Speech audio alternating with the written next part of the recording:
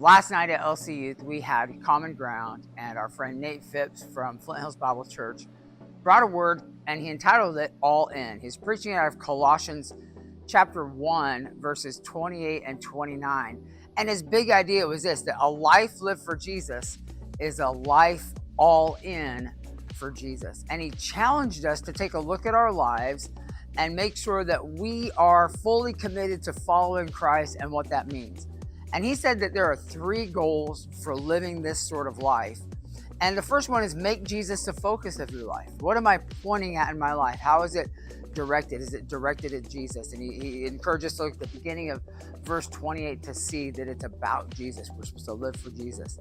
And as we do that, as we live all in for Jesus, we have a challenge to build others up in Christ. And he looked at the last half of verse 28. He said, if we want to be all in for Jesus, and Jesus is at the center of everything we do it out of love for him.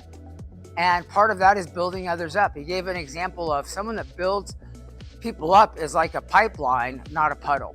You know, you have that spot in your yard, it's low, it collects rain, the grass doesn't grow well there. When the water's gone, the ground is dry and cracked, and the puddle is just keeping all the water, but it's not doing anything with it. But a pipeline is carrying that water to where it needs to go. And our lives should be all about Jesus. And being all about Jesus means that we are all about the people that he loves, and we build them up. And the third goal for living all in is that we entrust ourselves to Jesus' plan and his care.